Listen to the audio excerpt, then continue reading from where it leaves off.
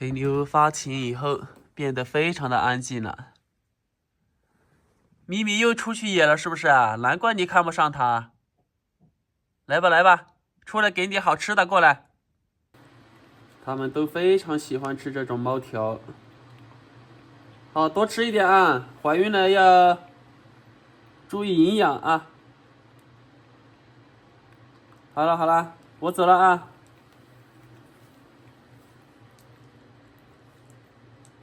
吃完又来睡了，每次她怀孕之后都是这么安静。昨晚都没出去啊。难道冷吗？它这样蜷缩起来。好了，我进山了啊，看一下能不能给你带点好吃的回来。这是我的地，天气太冷了啊，蔬菜也停止生长了。这是土人参，土人参是攀岩植物，顺着我这个围网上面攀爬。这株也是。回来，今天不往下面走，大黄你老是乱带路，还有你虎妞，快点铁头。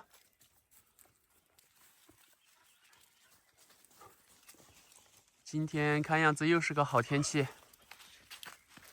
去看一下那位独居老人的猫吧，给他带来一点食物，要不然我估计那只猫都度过不了这个冬天啊。铁头，这里基本上不用看，这是咪咪和黑妞活动的地盘，怎么可能有老鼠嘞？啊，铁头，基本上房前屋后啊，基本上不可能有老鼠。因为有的话，黑妞和咪咪基本上抓完了。上来，虎妞，不可能有老鼠的，上来。一进山了之后都非常的兴奋。这个在春季的时候还要砍一次，到夏季之前，每隔1个星期啊都要砍一次。走，铁头，这也是土人参。藤蔓叶子全部干枯了啊，所以它的药物成分、养分全部经过这个藤蔓输送到根部去了。所以这个季节吃土人参啊，口感、养分是最好的。好，走走走。虎妞，你也可以去吃土人参嘛，虎妞。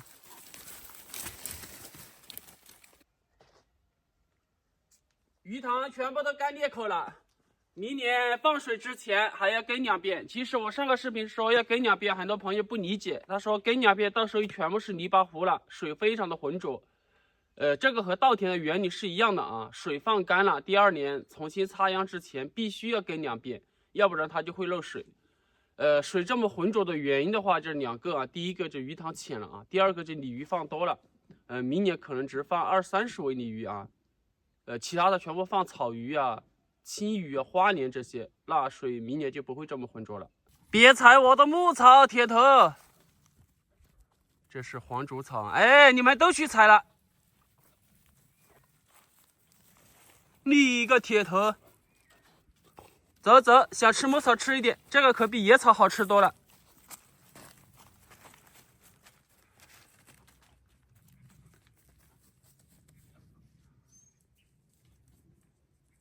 这个铁头又找到一个老鼠洞，开始刨了啊。小妞、虎妞是没什么耐性啊。这个其实最先发现是虎妞，它基本上刨都不刨，闻几下就走了。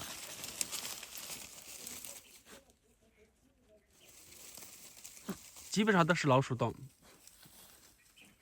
下面是我的鱼塘。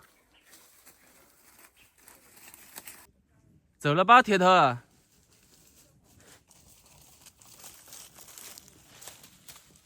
别跑了，别跑了，走走，老鼠也要过年，走走。走走，我们走。他不走，小六我们走，小六。铁头，你回不回来？铁头，没办法，他觉得能弄到的啊，他就不听使唤了。走走了，我们走。走，虎妞，我们走。铁头不听话，走走。这是去往那位老人的家。铁头叫了，难道是抓住了？又放心不下，他又回来，在这里叫。那就抓住了，还在这里跑动，我以为它抓住了。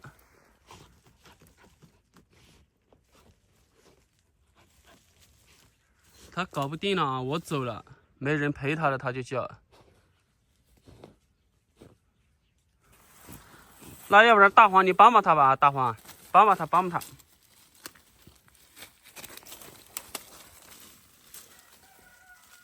大黄还是挺聪明啊，知道铁头找的，所以它不和它抢。但是大黄找的，它就不会让任何一只狗来靠近。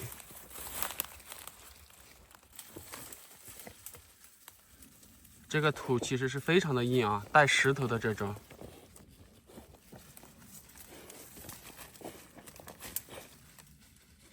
很多那些藤蔓，它都用嘴巴把它咬断了，再用嘴巴咬。铁头，夏天的洞啊，你别乱掏哦，说不定里面有一条蛇出来哦。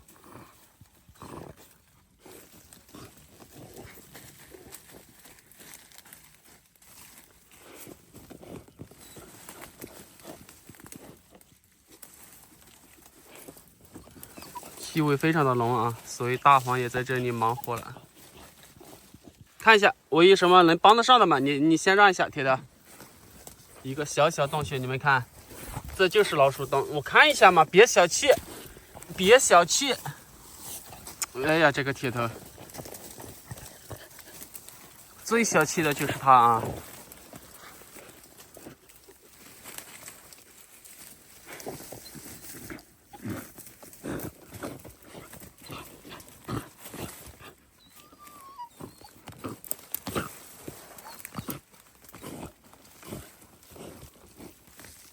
各方面啊，非常的不错。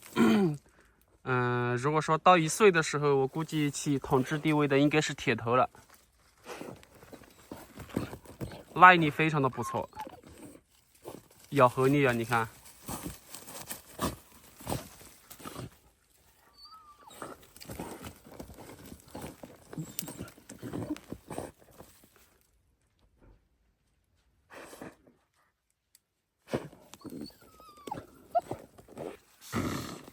这么粗的根，这个是非常韧的，都被它咬断了。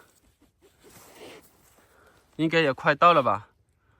基本上快到的时候，它就是非常的激动，你就一直催我走，我不走，你呜一呜。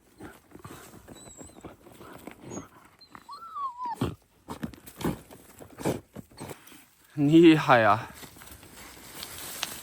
刨出来这么多土。那下面气味也很浓啊，因为老鼠的话一般来说都是走原路，所以到处都是气味。因为原路它才觉得安全啊，熟悉的地方嘛。小六，你不帮忙你就走开啊！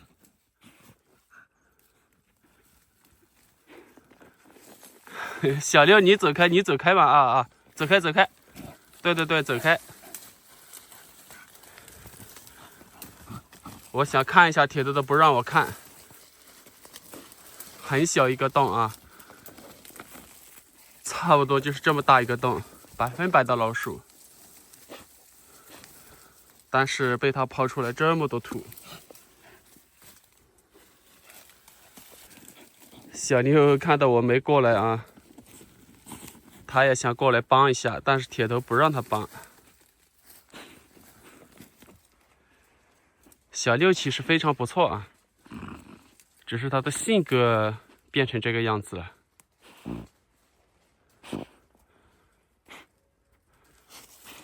没有好的烟雾熏啊。一般像这些草毛是熏不出来老鼠的，必须要那种非常强烈刺激性的烟雾非常大的。你可以走了吗，小六？啊？反正我到哪里，它就是在哪里不动。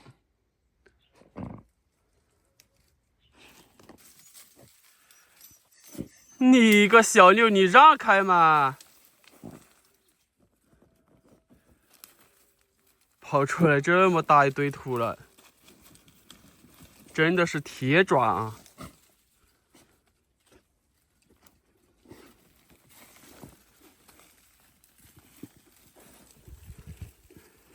好，让大黄弄一下。对，让大黄弄一下。铁头，这次我真的走了，铁头。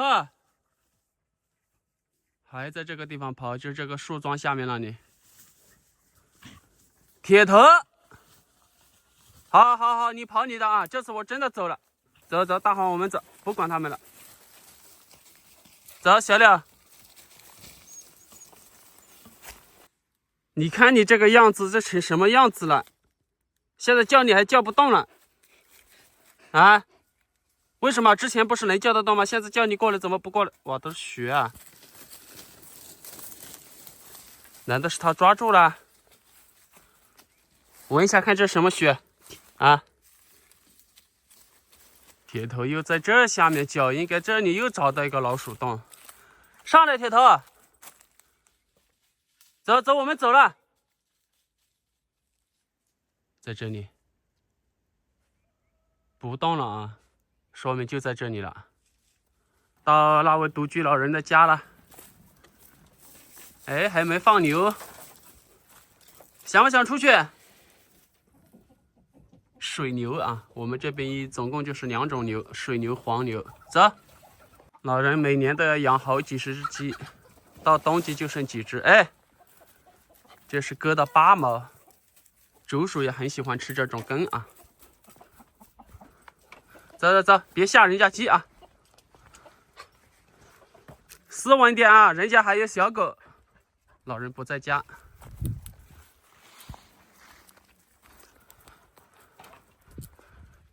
到山里面去了。他很喜欢进山采摘各种药材啊。哇！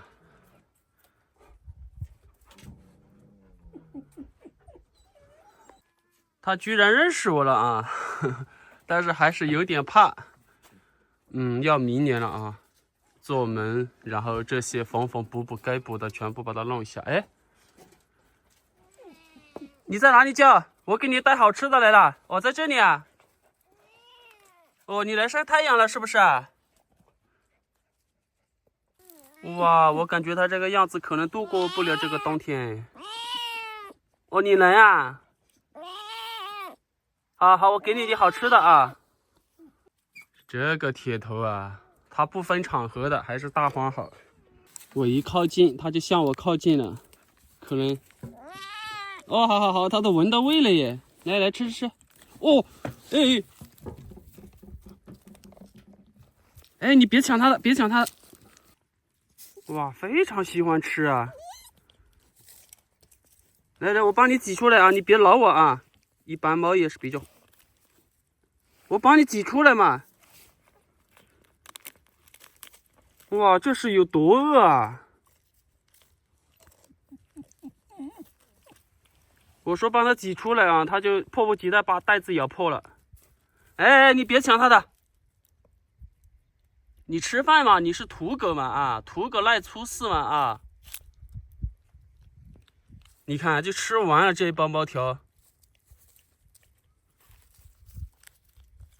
估计要被狗抢走了。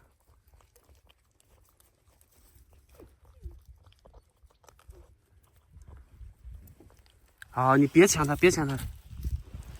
吃完了。这只猫还是比较护食的。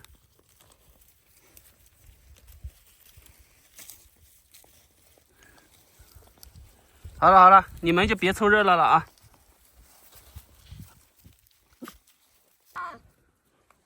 他还没吃够，还在问我要，这是有多饿啊！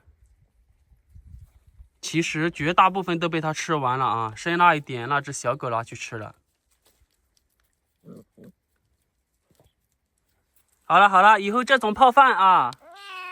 哦，对，不能光吃这种啊，要泡饭啊，好不好？好了，这个小可怜。来，过来，虎妞，你别捣蛋。虎妞，给你带的有多啊？等一下让你家主人每天用2只盒饭啊。哇，就开始粘人了啊！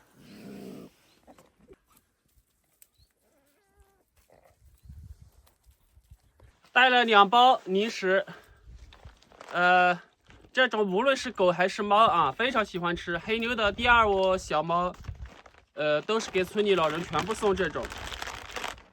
然后的话就是，这里面好像有20-30小包啊，就是用这种和米饭，一次的话折半只就 OK 了，一只猫啊。然后的话就是和米饭之后，它们非常喜欢吃。你像我阿布家的猫。就是在那位吃鸡那位爷爷家的猫，很多啊，基本上他们养的都非常的好，而且的话送过去好像不到1个月啊，早的都会抓老鼠了。那位姑爷不在家，就放在这个地方，他放在这里吧。他回来会看到又没他电话啊，那只有下次经过的时候，然后跟他说一下。用它来喂米饭啊。其实啊，像这么一只猫啊，一只的话，猫条差不多都可以让它吃2-3天了，一次折一点点，把它插到这个门上吧，这样它更容易看到一点啊。插稳了，这样啊。你像这2大包的话，够那只小猫，我估计可以吃到过年了。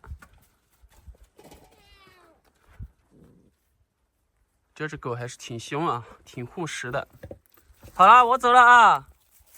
来，还有一点点，都被狗吃完了啊。好，下次来看你啊！哇，它马上就把它抢过去了。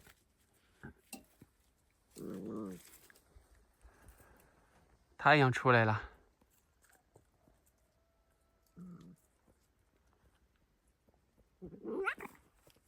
还是把它放上面吧。放这上面。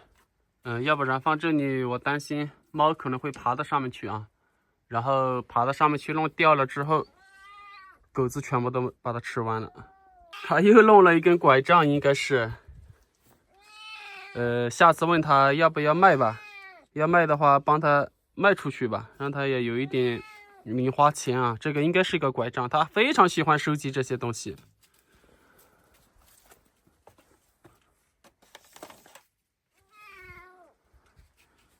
这个应该是一个拐杖。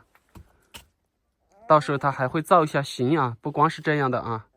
到时候看他弄完了是个什么样子。好，那他不在家，下次过来吧。铁头，你要悠着点，什么洞你就跑。这几只狗当中，就是虎妞走路是横着走的。虎妞，走几步，虎妞，走几步，走几步。虎妞听不懂话啊，你看，它都有想横向着走。到烤房了。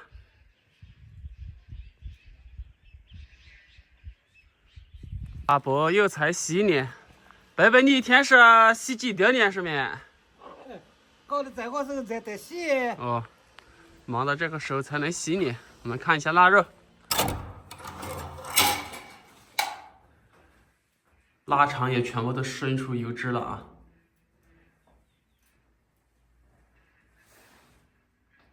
香肠已经干了。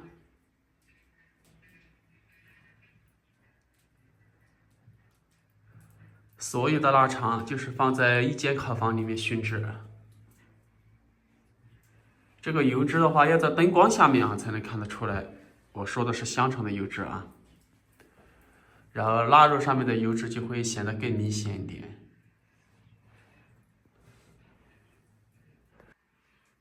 这流的都是油。这个折痕啊，就是大伯这样翻过来翻过去折成这个样子。再过2天翻的话，就会折断了啊。折断很正常。茶树材消耗的太快了。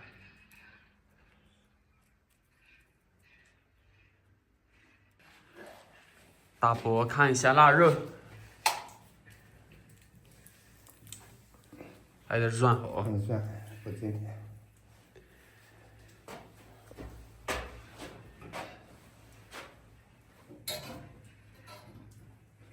啊，今天在试餐香肠上面。可以。啊，香肠多试几餐啊。在什么时候下糠就要下糠。要不然太干了，吃起来口感不是很好。这是猪脚。这样砍开了，其实熏的更辣一点，口感会更好一点。但是你们要送礼啊，这样砍开了确实是不好看。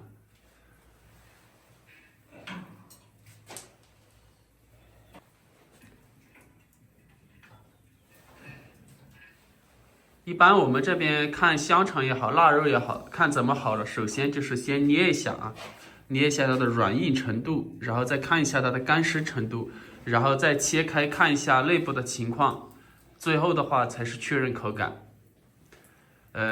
基本上我们这边都是这样的啊。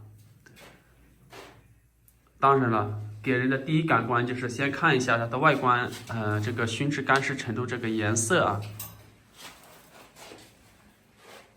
从最边上去的，就是这家。基本上都是一种半烘半熏的这种状态，不能全烘也不能全熏啊，这就是我们湘西腊肉的特色。香肠其实也是挺好洗的啊，最好洗的就是香肠了，稍微洗一下就 OK 了。其实我一直推荐大家啊，就是把香肠洗了之后，然后切成段，这么一节一节的，然后米淘洗好了之后，直接放到米和水上面，就是蒸着吃啊。然后就是说饭熟了，香肠也熟了，那这样的香肠吃起来的话，软硬适中，非常的香。观察了一下，铁头没有受伤，那他的血从哪里来的？我看一下你口里。口里也没有啊。好了，你可以守着大门口去了啊。中午了啊，那现在弄午饭。3天前试了一餐，香味非常的不错。那今天再试一下。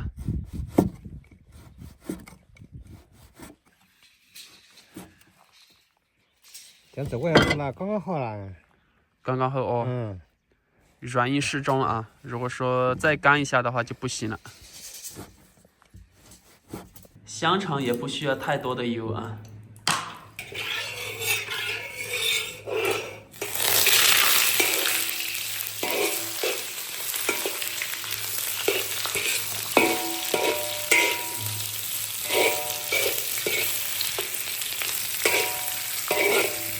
稍微炒一下就炒出香味出来了。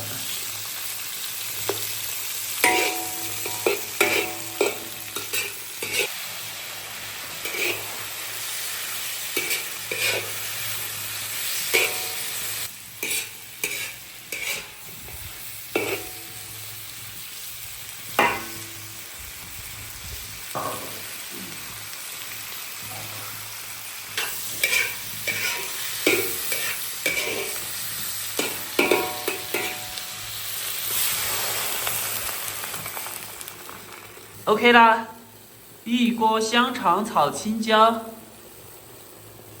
哇，烟雾缭绕。今天是个不错的天气啊。大华，我要吃饭了。每天喝一点养生酒吧。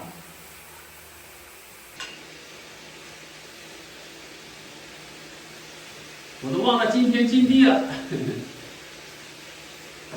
冬天喝一点酒还是好啊，感觉到身上都暖和一点。其实我说的干冷和湿冷，有的朋友他不同意我的说法。我去过东北哈尔滨彬县，那边的凝度和我们这边的凝度，那冷起来不是一个概念。他们那边的空气很干燥，我们这边的话空气湿度比较大，感觉到我们这边凝度啊，比他们哈尔滨那边凝度要冷得多。特别是我们这边山区啊，怎么样？好点，好点。已经相当会了啊，已经非常不错了，香量是比较足啊。就这个这就8块多，是吧？那下午这个大伙你把干的可能要分很多天来下炕啊，稍微欠一点的就再多熏1天2天这样。那就分享到这里吧，下回还有很多事情要做，约见。来，下一个这个，蛮火啊。